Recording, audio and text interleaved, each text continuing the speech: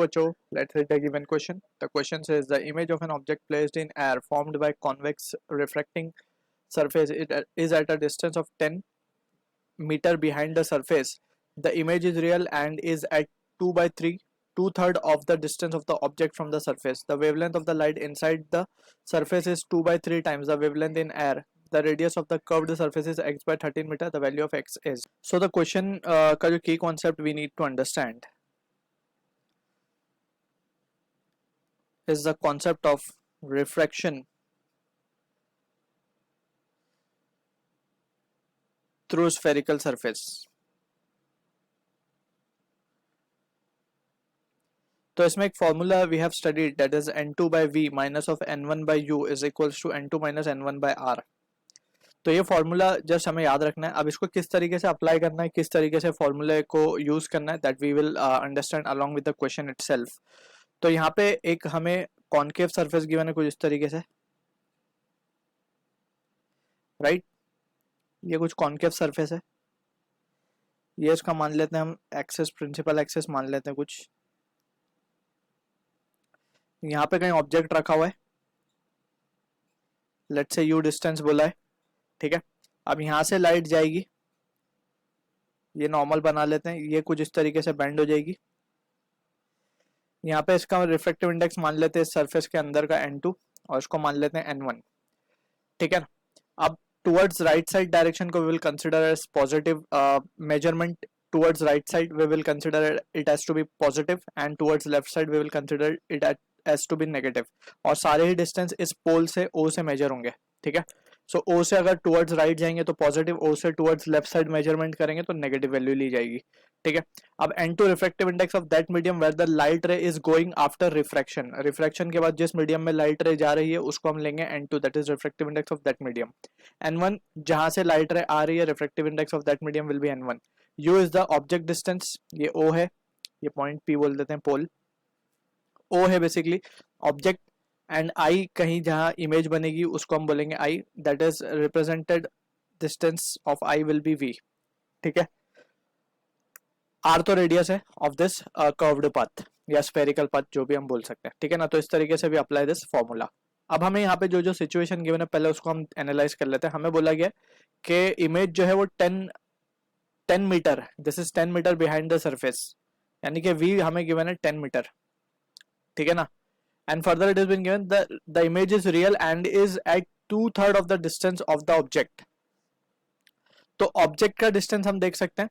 Object का distance बोला गया है इस, बेसिकली हमें ये बोला गया है कि जो इमेज डिस्टेंस है वो 2/3 है ऑब्जेक्ट डिस्टेंस को, यानी कि u को. तो यहाँ से हम u की वैल्यू भी निकाल सकते हैं बिकॉज v हमें गिवन है 10. तो from this we can say u की वैल्यू आ जाएगी 3 into 10 30/2 यानी कि 15 मीटर बेसिकली, ठीक है. तो u भी हमें मिल गया, v भी हमें मिल गया. Further it is been given the wavelength of light. Wavelength की जब हम बात करते हैं तो वी नो के जो हमारा रिफ्रैक्टिव इंडेक्स होता है that is the absolute refractive index, it is defined as c over lambda, that is speed of light upon the lambda, that is the wavelength. तो यहाँ से अगर हम देखें तो c तो कांस्टेंट है बेसिकली लाइट के लिए, तो n is inversely proportional to lambda, right. Wavelength of light is inversely proportional to the refractive index of the medium, ठीक है. अब यहाँ पे अगर हम देखें सिचुएशन को तो यहाँ पे हमें गिवन है वेवलेंथ ऑफ लाइट इनसाइड, हम मान लेते हैं इनसाइड वेवलेंथ इज λ2, बाहर जो वेवलेंथ है वो है λ1. तो हमें गिवन है इनसाइड जो है λ2 is 2/3 of the wavelength in air, that is λ1, यानी कि λ2 by λ1 हमें गिवन है 2/3, राइट. अगर ये हमें गिवन है दैट मीन्स वी कैन से n2 by n1 will be what 2/3 given है, sorry n1 by n2 by n3, actually हमें n1 by n2 गिवन है 2/3, राइट, क्योंकि इनवर्स रिलेशन है हमारे पास. तो हमें n1 पता है, that is refractive index of air क्या होता है, 1 होता है. दिस इज एयर, ठीक है. तो इट इज 1. तो यहाँ से n2 की वैल्यू आ जाएगी, n2 क्या आ जाएगा 1 into 3/2 यानी कि 3/2. तो n2 भी हमें मिल चुका है, n1 भी हमारे पास है, u भी हमारे पास है, v भी हमारे पास है, तो r हमें मिल जाएगा आसानी से. Now we can just substitute the value in the formula and we'll get the answer for the question. So we can say therefore now we can write n2 by n1 n2 by formula क्या था, n2 by v minus of n1 by u is equal to n2 minus of n1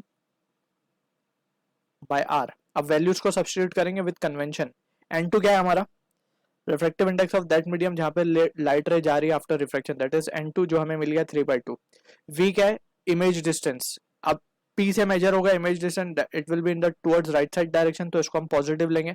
and image distance कितना 10 minus n1 की अगर हम बात करें तो ये 1 है, upon object distance will be measured towards left side, यानी कि it will be taken as negative, और नेगेटिव कितना, u की वैल्यू है 10 तो माइनस 10, सॉरी 15 है तो ये minus 15 is equal to n2 minus n1 यानी 3/2 माइनस 1 डिवाइडेड बाय r की वैल्यू पॉजिटिव ही रहेगी बिकॉज इस रेडियस, इस स्फेरिकल सरफेस का रेडियस टुवर्ड्स राइट साइड ही कहीं लाई करेगा, so it will be taken as positive. अब इसको सॉल्व कर लेंगे तो ये वैल्यू आ जाएगी 3/2 यानी कि 3/20 माइनस का प्लस हो जाएगा 1/15 and that will be equals to 1/2r। Clear है, इसको थोड़ा क्रॉस मल्टीप्लाई कर लेते हैं तो we can have the value as 45 plus 20 65 divided by, it will be 20 into this will be 300 and that is equals to 1/2r। तो यहाँ से 2 से कैंसिल आउट कर सकते हैं तो 65 by 150 is equals to 1/r। तो r की वैल्यू आ जाएगी 150 अपॉन 65। अब इसको 5 से कैंसिल आउट करेंगे तो ये हो जाएगा 5 3 ज़ा 15 30 और 5 13 ज़ा 65 and this will be in metres. So अगर हम ऑप्शन को देखें तो x/13 मीटर बोला गया, तो we can say therefore on comparing we can say x की वैल्यू क्या आ जाएगी 30 विथ x/13 मीटर, x की वैल्यू आ जाएगी 30। So this is the answer for the question. I hope you understood the solution. All the best.